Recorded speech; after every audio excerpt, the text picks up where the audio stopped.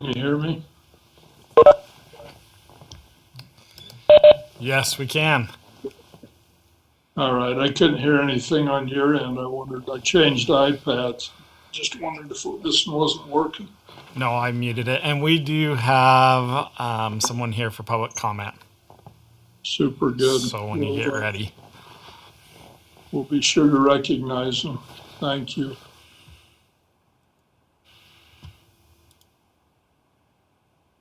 I'd like to go ahead and call this city council meeting to order. Tuesday, May 4th, 2021. For the record, all city council members are with us this evening, as are members of the staff, and we have some members of the public. Welcome those in person, those that are with us on YouTube.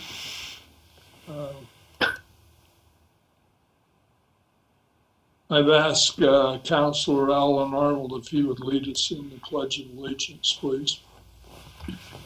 Would everyone please rise and join me in the Pledge of Allegiance? I pledge allegiance to the flag of the United States of America and to the republic for which it stands, one nation, under God, indivisible, with liberty and justice for all. Thank you.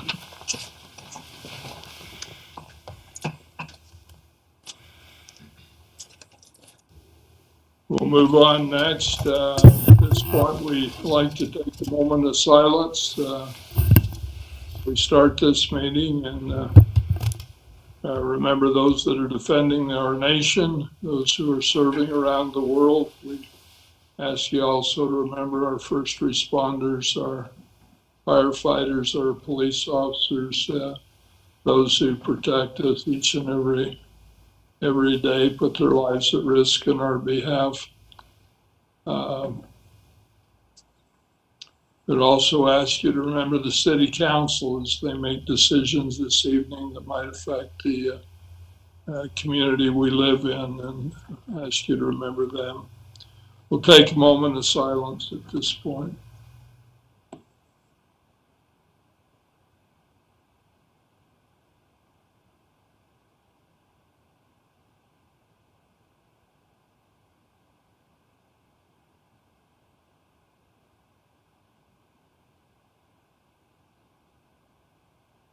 Thank you very much.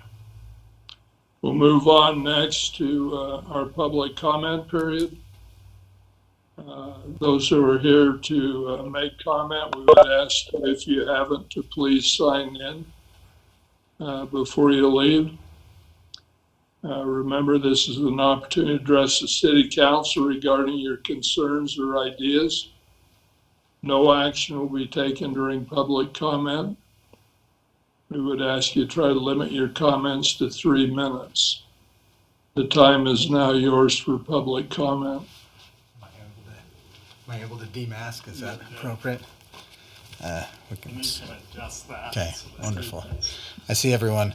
Thank you so much. Appreciate this opportunity to come and share just a couple thoughts before the City Council. My name is Jim Packard.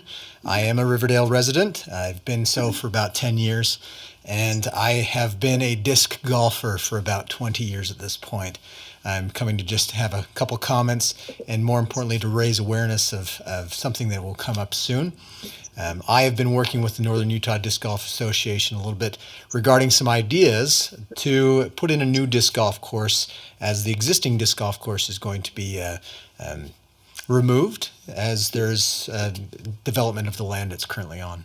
That disc golf course has been there for nearly 20 years, has been a staple in the community. It has brought many people in, and has been something that an entire community of disc golfers in the entire state has rallied around in many cases. A sport which is growing rapidly, and is specifically growing very much in the Ogden area, as attributed by the upcoming World Disc Golf held at Fort Buenaventura this month. The proposal that I would share is going to be held at the next City Council meeting. I've got sponsorship from 2 City Council members, and I will come with a plan that would suggest a possible new location for 1 or 2 new disc golf courses, utilizing the city area, the city-owned property directly in the green space around the Civic Center and due south of the Walmart on the other side of the roundabouts and whatnot in that wild space. The proposal I'll bring at that next council meeting will include potential outlines of where a course could be, financials, which hopefully would be net zero for the city, and a proposed way that the association, the community members, and the Riverdale City could work together to create a new space to continue this tradition of disc golf, to bring families together, individuals, and hopefully more commerce and traffic through Riverdale. That's it. Just hoping to bring that to your mind, and look forward to talking to you again in the third week. Thanks. Okay. Thank you very much, Jim. Are you still there? I am. Yeah, I'll stand up. From what I understood, it was not an opportunity to field questions, but I'm still here, yes. It isn't, but I'll just maybe make a comment. You know, we have, our goal is to make that probably a park property. That isn't definite yet. That 40 acres just south of this area. We have a individual looking at a design for that area. And I've given him point of contacts for Northern Utah Disc Golf, but asked them to look at that, work with Northern Utah Disc Golf, try to incorporate your disc golf course into, the park plan. That's still all just something they're looking at doing. You've got a plan. I'm sure they can look at it, but the goal right now probably will be to make a 40 acre park there for the community. So hopefully they can do something that'll keep the disc golf thing alive. We know it's been important to you, and Northern Utah Disc Golf Association's been good. They've helped, they've donated some money time to time and tried to, help that way. So, but we appreciate what you do there, but just let you know, they are looking at you. You're not forgotten. Wonderful. And we have mentioned, I don't know to what point that, how much they'll be able to retain, if all of it or part of it, or that'll all have to be decided. There's another 68 acres to the south that's going to be developed in homes and properties there. So there might even be something there on the perimeter there, you can negotiate with them and try to get some holes maybe back behind there somewhere. So yeah, just a thought, but yeah, we hopefully we can help you that way some and see what happens in the future. This isn't going to happen right quick. It's down the road a ways, so I'll just share that with you. So yep. Thanks for being here, though. Yeah, my pleasure. My pleasure. Thank you for the time, and I'm having discussions with Nudja as well, so I look forward to talking again at the next City Council. All right. Thank you. Thank you. You bet. We have anyone else, Mr. Cody? We do not. That's everybody, and I haven't got any emails from Shaylee, so I think we should be good on my end. Okay, thanks, Cody.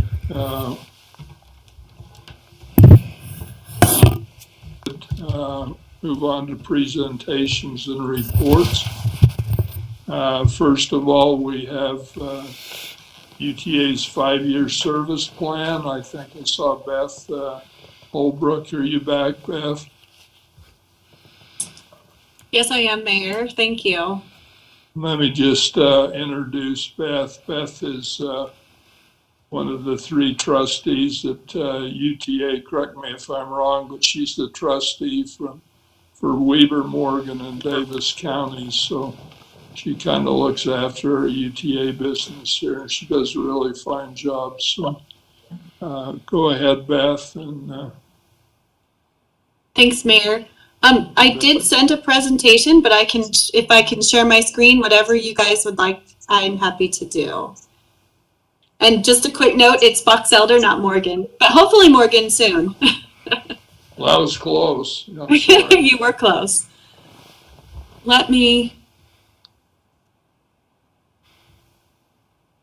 They did have this in their packet, so they have seen it. So Great. Thank you.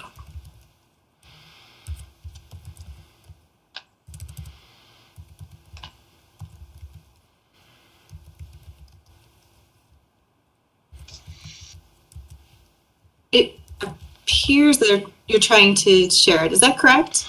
I'm working on it. Give me just Okay, a thank you. second I just wanted to here. make sure. No pressure. I just was like, oh, I hope that was the thought. I think I can get to it here.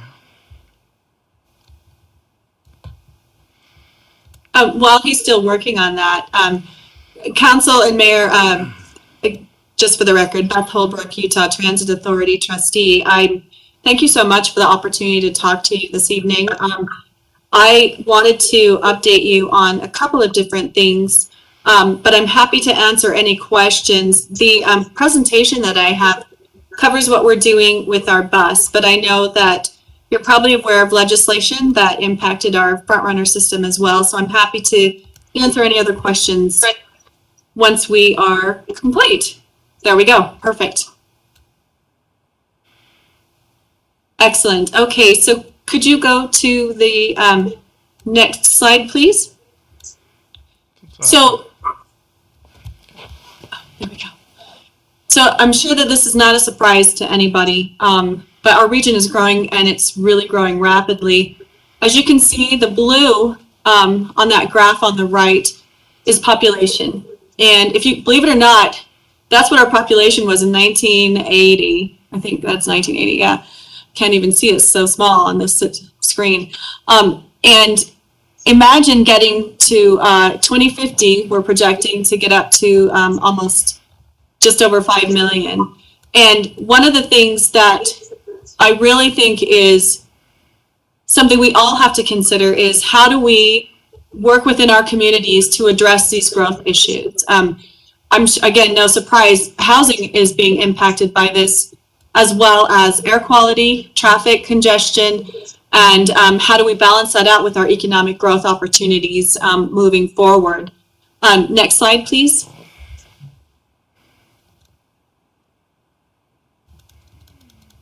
So one of the things that is really, really critical for us is, oh, thank you, that's great, is we want to make sure that we are engaging and understanding our respective communities' needs. And we know that not all of them are the same size. We know that Riverdale is not Salt Lake City, and we want to make sure that we are helpful in any way that we can to address any needs that Riverdale has. Again, probably not telling you guys anything that you didn't already know about the developments that are going on at Hill Air Force Base. But with all of that development in a really rather tight corridor, it does help us to understand more about any developments that are going on in your community and what you are looking for. And then we can take a look at our bus service and see if we can address any of those connectivity issues, more so than what we are even doing today. As you know, we were impacted by COVID, no question, and ridership did decline dramatically. We are seeing an uptick in that, and I believe that as the COVID restrictions go away slowly once we are fully at the new level, we anticipate getting back to ridership within the next year and a half to 2 years. We don't know exactly how anything is going to be impacted, but we do know that growth has not stopped in Utah. In fact, it has actually escalated. So again, anytime that Riverdale has any questions about service changes, bus stops, bus stop improvements, any developments that you're aware of, we would be happy to do anything that we can to help facilitate connectivity in your community. Next slide. So this is just a brief overview. Oh, whoops, sorry. This is just a brief overview of some of the things that we do. And just for a reference point, we are very connected with our MPO, which is our Metropolitan Planning Organization, WFRC. So all of these things come together strategically with not just UTA's ideas in mind, but also our MPO and then the communities that we serve in this area. And as you know, for WFRC, mayors and council members sit on those committees and review and approve all of these, either it's a grant, whether it's a CMAQ grant, which is a congestion mitigation grant, or other elements, all of those are approved by your local community elected officials. We also, internally, when we look at what we're going to be doing for bus service moving forward, aside from addressing growth, is we want to be more strategic when we do it, and we want to do a full analysis. And that's kind of like very similar to the long range planning initiatives that you've seen before, but we're doing this with just bus. And so we're really going to take a look at how that long range transit plan is going to impact all of the communities. And so this is the first year that we've ever done this, but we're doing a 5-year service plan. And so those changes will continue to be implemented. And just for reference, we do change days 3 times a year. Our largest change day is August of each year. We do a change, mostly to align with any educational institutions. And then we change again in December for ski bus service. And then we end ski bus service in April. So those are our 3 change times that we have each year. Next slide, please. And this just really is us having an opportunity to look at the system-wide planning, so the entire region, and what's the ideal methodology for that? Well, we believe that core bus routes, so for instance, the 470 and the 455, those bus routes are really critical to having those connectivity pieces between communities. Is there a better way to implement service? Should we look at all-day service? Ideally, expanded hours. We know that if you have more opportunity to get people connected, people that are going to essential jobs, they're not always working 9 to 5. So how can we increase that? We want to utilize technology. Technology is one of the things that we're really looking at moving forward, and then any new projects. And so, although there's not a new project in Riverdale, adjacent to you is Ogden City, and we are just breaking ground on their BRT right now, which is going to be going through Weber State University. Next slide. As you can see, these are some of the connectivity bus routes that are already within Riverdale. A lot of the 470 is one of the bigger ones, but the 640 as well, and the 456 and the 472, which are just designed for peak hour service. Next slide. Some of the things that we are looking at doing is improving service on Riverdale Road. Also, larger and regionally, we're looking at State Street and Main Street between Farmington and Ogden, and what's that going to look like? Improving all-day service, and then continue with that local bus connectivity throughout communities. The other element, aside from the Ogden BRT, is the increased connectivity between the Roy Frontrunner Station and Weber State University. Next slide, please. And this is the Wasatch Choice 2050 Long-Range Transportation Plan. And as you can see, and I'm sorry, this is trying to condense a lot of information into this picture, but there is a goal to have more connectivity, and you can see some of these, the Ogden Clearfield bus, the Roy WSU bus, and the Pleasant View Clearfield bus, and how all of these will actually be going through your community at some point. And you can see that they're phased and color-coded in that as well. So in the next couple of years, the Pleasant View / Clearfield bus will actually start to be implemented based on this scenario. And if you had any other questions, there is the link to WFRC that's on this page, and you're welcome to take a look at that. Next slide. Here are some of the improvements that we have made, and I'm sorry, some of these pictures could look a little fuzzy for you. They look okay, but sorry about that. We've improved 13 bus stops in the area since 2016, and this is just one of them, 1198 West, 4400 South, before and after. And you can see that this is got a shelter, a garbage, and a bench. These are some of the continued improvements we want to make with some of the the bus stop improvements funding that we have. Next slide, please. Again, this is kind of talking about how we're looking at our long-range transit plans, and it is multifaceted. One of the things I wanted to talk about, we do have a newer service called VIA, which is a micro-transit, kind of like an Uber, but bus cost and connectivity to bus stops is how it's kind of designed. And that is currently in pilot mode in the Southwest Salt Lake County, But we look at that connectivity piece as a potential option in other areas as well. And we're going to start to look at that probably in the next year or two to see if there's other implementations that we can use for that service.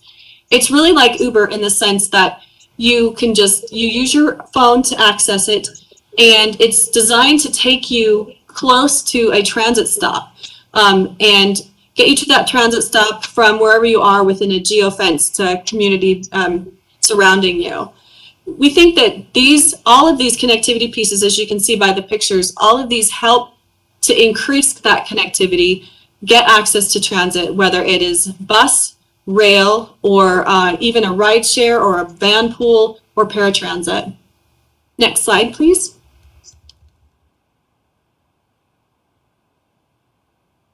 So one of the things that, again, that I talked about that briefly is some of these things are going to continue to need funding.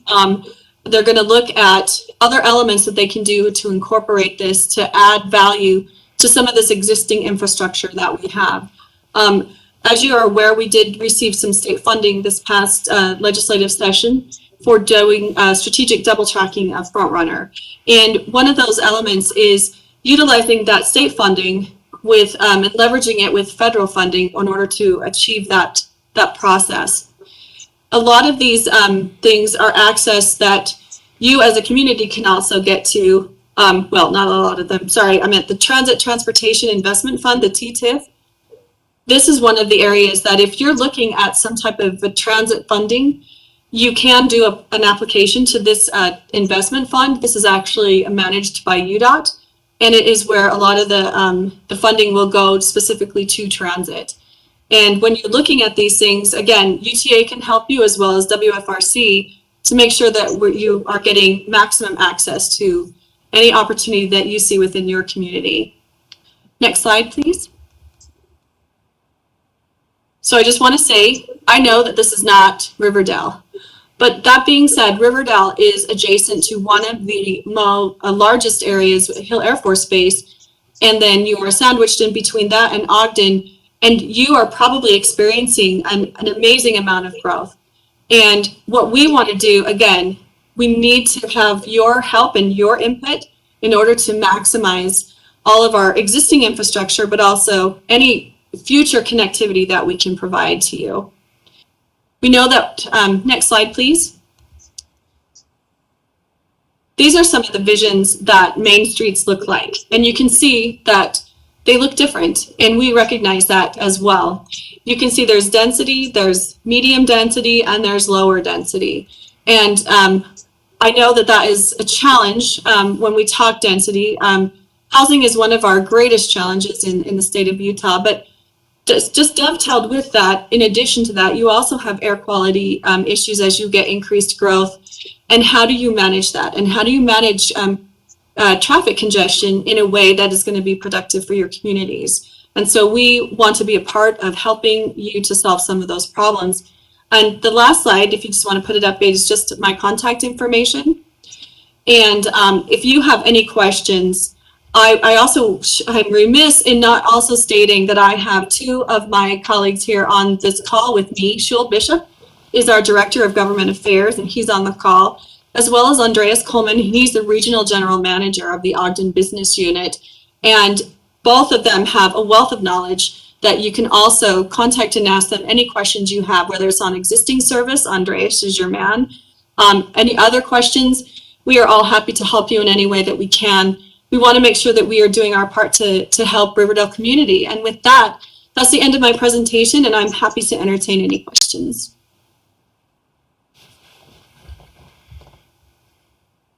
Do you have any questions for Beth?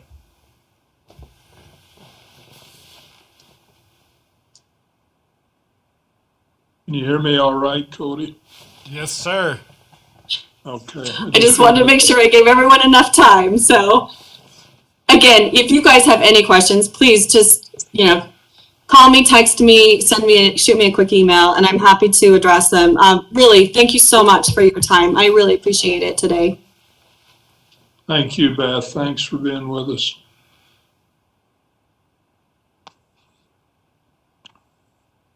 Okay.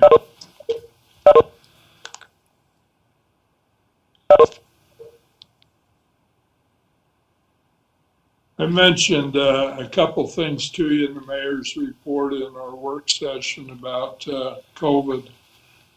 The one thing that I mentioned was there was an announcement today that was on KSL. Hang on just a second.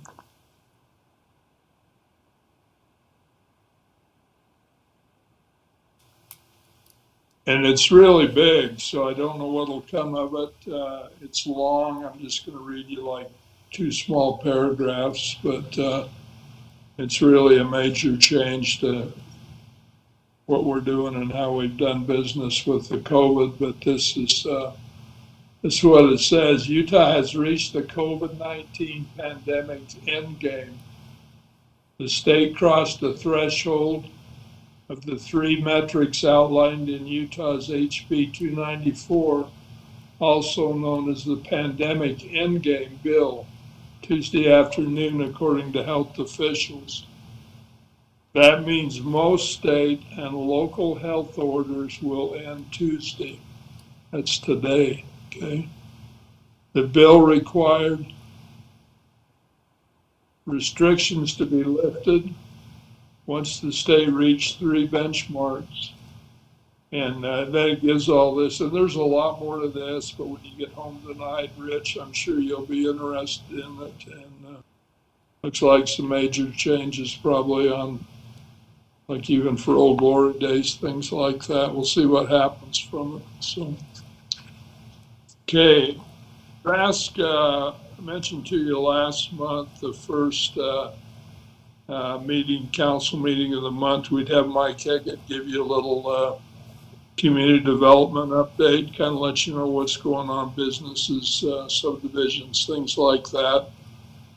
Try to keep it brief, but I believe you'll find this of interest because I know you have people asking what's going on there, what are they doing there, and this is just to keep you more informed.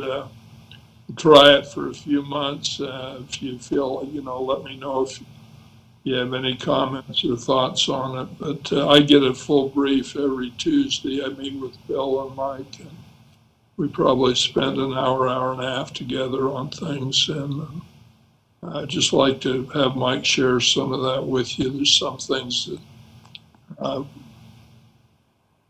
still being finalized in that, but these are some things. Go ahead, Mike. Thank you, Mayor.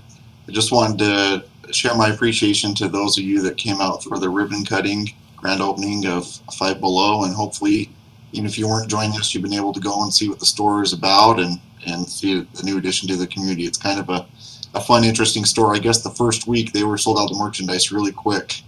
So, and the mayor said he talked to the manager and they had some really high sales volume numbers for the state of Utah of all the stores that they opened in Utah. So that was really exciting to hear. So we're excited for them to be in our community and think that they will do really well. Following that, there's an update with the Pet Boy Store Autozone is moving into that store. I think I shared that with you last month. If I didn't, then this is news for you. AutoZone will be sharing half of the store. Pet Boys is getting out of the parts business and still will be doing tires and servicing, but they won't be doing parts anymore. That AutoZone will share that. So you'll see that change forthcoming. Cafe Rio building, the shell as you see when you drive by is up. They're doing exterior sheeting on that. It's going fast. They're motivated with their lease ending in South Ogden. Mobetta's, their permit has been approved for the interior, so when their shell is completed, they should move quickly in that second building. And Raising Cane's is the second round of a few comments, but they're moving forward as well. So all three of those businesses are moving along pretty quickly. We do have a new barbershop use called Goat Barbershop going into where it's an old mattress store, bedding store next to PC Laptops. It's relocating in there, so that Goat, if you don't know, stands for greatest of all time, I think, is what they say. So greatest of all time barbershop is going in there. Those plans have been submitted. And then we have another hair salon use called Spark Studios going in next to Crumble. and then just to the east of the Lunchbox Wax. So that whole entire middle space will be the Spark Hair Salon studio. So that's going there.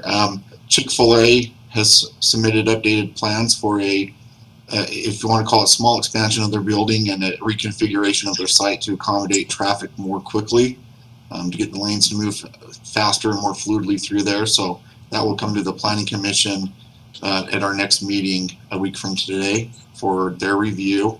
And then finally, as I've done the sales tax report, I'm a little behind. I'm back into kind of the latter months of last year, but the numbers look really good as I do the monthly report.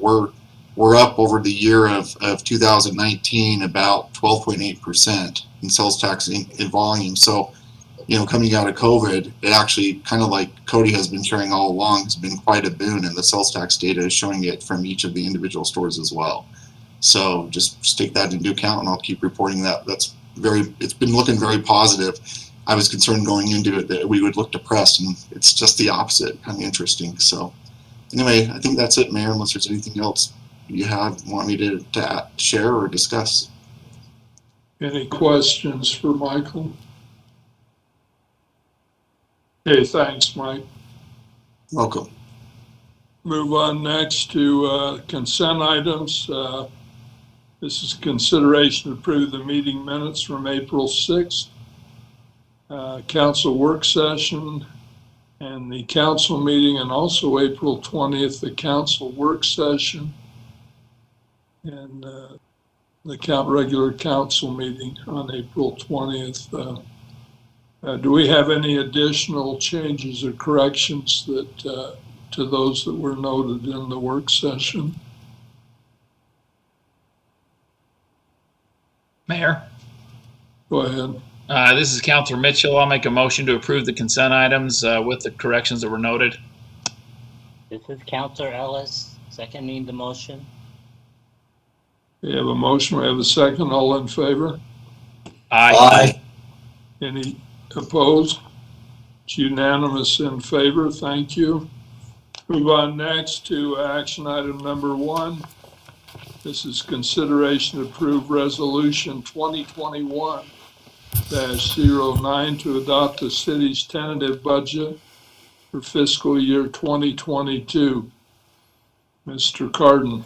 Thank you, Mayor. As we talked earlier, it's just a requirement of state law that we adopt our tentative budget by the first meeting in May.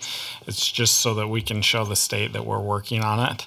We will discuss it in detail here shortly. And if you have any questions, we obviously have about not quite 6 weeks. I think it's June 15th that we'll do the final budget adoption.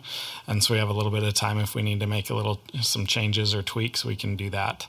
And I'm happy to answer any questions if anybody has any for me now.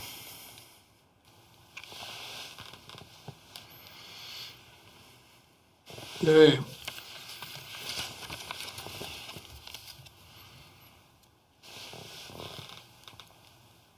We have a motion then to, on resolution 2021-09. Mayor, Go ahead. this is Counselor Mitchell. I make a motion to approve resolution 2021-09 to adopt the city's tentative budget for fiscal year 2022. Okay, we have a motion. Do we have a second? Councilman Hilton seconds. Okay, we have a motion. We have a second. Any discussion on this motion? Mr. Carden, would you poll the council on the resolution, please? Sure. All right. Councilor Member Ellis. Aye. Council Member Mitchell. Aye. Council Member Arnold. Aye. Council Member Hilton. Aye. Council Member Stevens. Aye. Okay, unanimous in favor. Tentative budget's approved. Thank you. Okay, let's move on to action item number 2. This is consideration of ordinance 933. This is a proposed rezone request from single-family residential R-1-8 zoning and single-family residential R-1-10 zoning, the single-family residential R-1-4.5 zoning for property located at approximately 300 West Highland Drive. This is being requested by Brent Hill. Mr. Eggett. Thank you, Mayor. Thank you, Council. Petitioner Brent Hill is present with us as well, following my introduction, if you have any questions for him or for me. As you noted, the request is at 300 West Highland Drive. There's two properties that comprise 0.58 acres of land. The larger property, the bulk of the properties, is zoned in single-family residential R-1-8. And then the parking lot, which is a smaller property, is single-family residential R-1-10 zoning. The applicant would like to look at the possibility of future development of single-family residential uses on this property, as noted in his application. Zoning around the property is R-110 zoning, and then you have streets on three sides of the property as well, being Highland Drive as it continues from the north and wraps around to the west of the property, and then 300 West on the east of the property. Across the street is Washington Terrace, and then south of the property is also Washington Terrace, where they have commercial uses adjacent to this property. On the April 27, 2021, a public hearing was held with the Planning Commission. Following the Planning Commission, where there was no public commentary, the Planning Commission discussed the request and thereafter made a motion and approved the motion to recommend City Council approval of the rezone request as submitted. Prior to the public hearing, I did receive a few telephone inquiries regarding the interest of the rezone request, shared the information with the residents, and they seemed at least satisfied with what they had been told. I don't know if they were fully all thumbs up or thumbs down, but they at least felt comfortable with the information that was shared with them. The property is currently a vacant area aside from the smaller property, which is being used as a parking lot for the neighboring business property, Deneen's Dance Studio property, which is currently not functioning as a dance studio, but that's what it was historically used as. And again, the applicant can talk to that further if you have questions for him about that. The general plan use for the area is set as residential low density. The proposed rezone request seems to be in compliance with that land use designation and was supported in the area by the general plan language for area 10 of the general plan. The general plan guidance and documentation is in your packet following the ordinance number 933. Following thereafter, you'll see imagery of the area and the zone change being requested, bound in black. Thereafter, the application from the applicant and his reasoning for the rezone request, and then the following receipt showing payment, and the checklist showing all the public hearing notice requirements have been met. And at that point, I don't have anything more. So I defer Mayor and Council if you have any questions for me or for the applicant, and go from there. Thank you. Thank you, Michael. Do you have any questions for Mr. Eggett or Mr. Hill? Mayor? Go ahead, Brent. I have a question for Mr. Hill. In your presentation, Planning Commission, you stated that you were thinking of using that upper parking lot as part of the development. Could you talk a little bit more about what your plans are, what you're thinking? Okay, so I was approached by the Bairds, and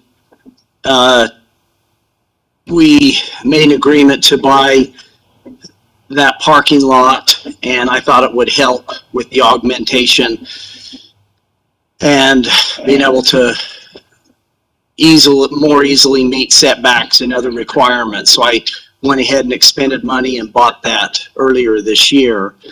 And I imagined I could just use it as a parking lot and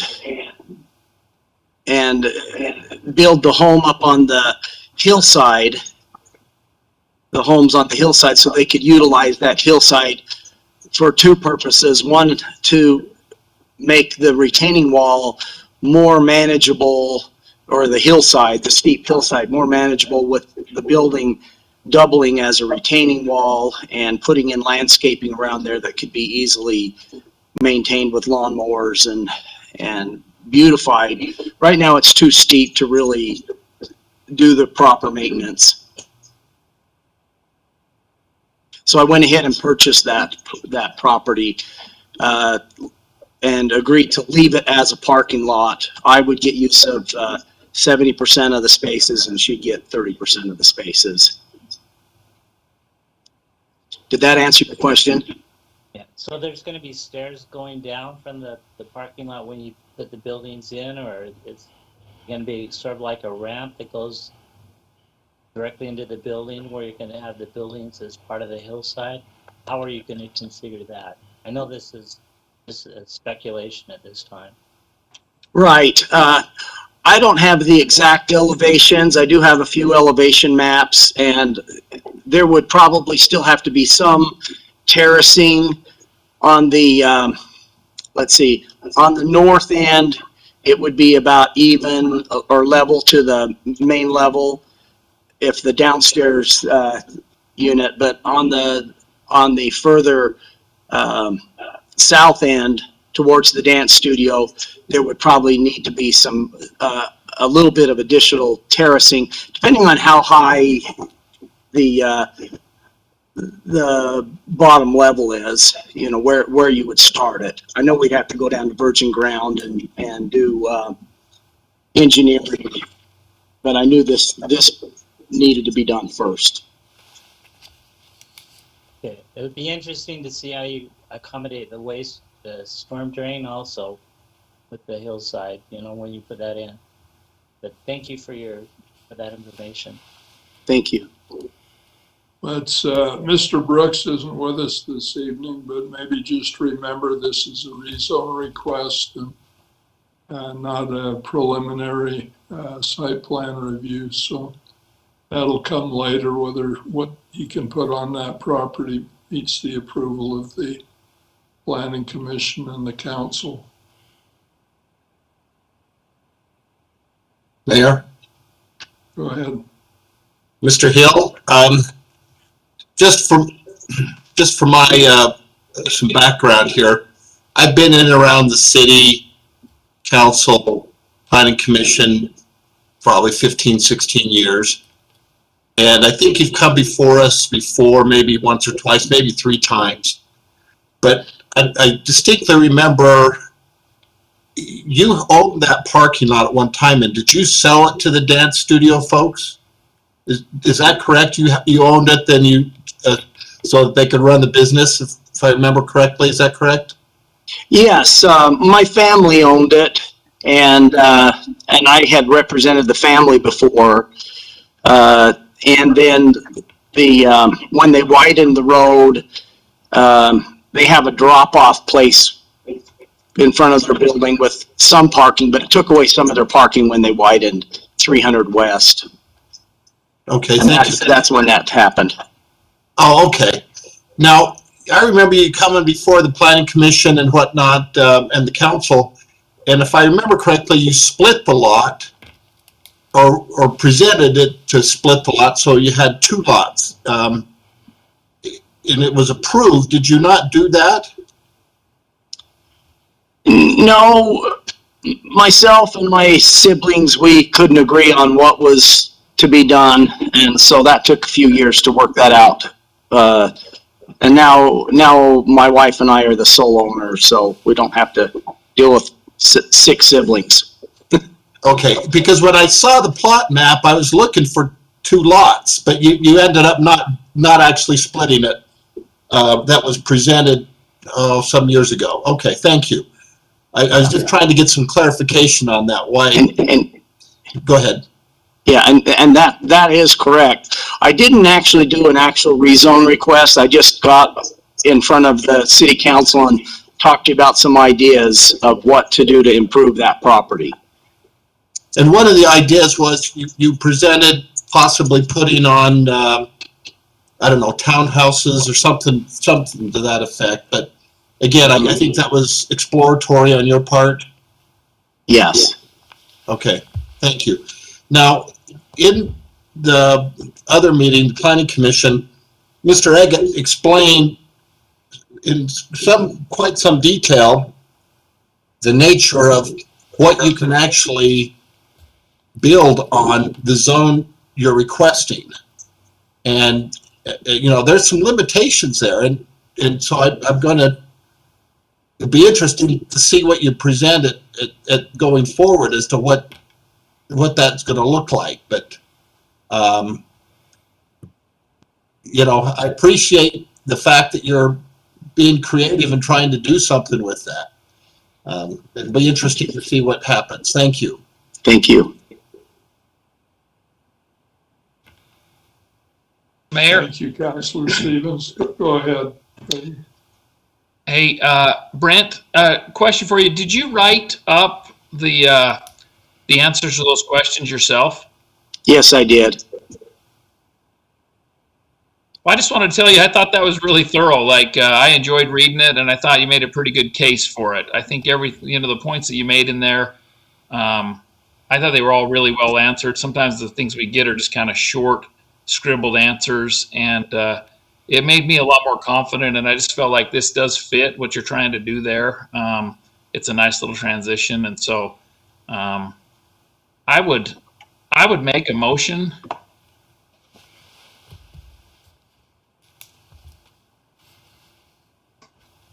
Sorry, just a second.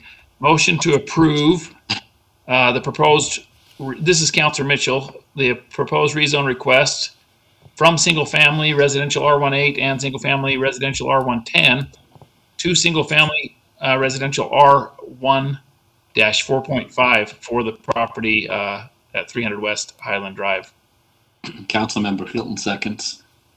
Okay, we have a motion. We have a second. Any discussion on the motion? Mr. Carden, would you? Mayor, could I just submit that a friendly amendment to add it as approving ordinance 933? I know Mr. Brooks would want that to be noted as the ordinance for approval. Okay, Councilmember Mitchell. Yeah, I with the amendment. Okay, Councilmember Arnold. Aye. Councilmember Hilton. Aye. Councilmember Stevens. Aye. Councilmember Ellis. Aye. Were you in favor, Councilor Arnold? I couldn't hear you very well. Yes. Okay, it's unanimous in favor. Thank you very much. The motion carries. So, thanks, Mr. Hill, for being with us tonight. Good luck. You're welcome. I'm sure we'll see more of each other. I think we will. So, Okay. good luck to you. Thank you. Yep.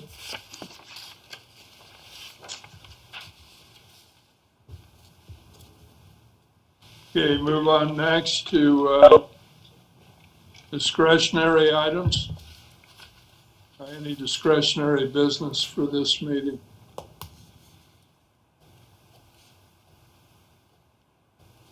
Seeing none, do we have a motion to adjourn? So moved. This is Councilor Mitchell. Second, Councilor Ellis. We have a motion, we have a second. All in favor of adjournment? Aye. Aye. Any opposed? That meeting is adjourned.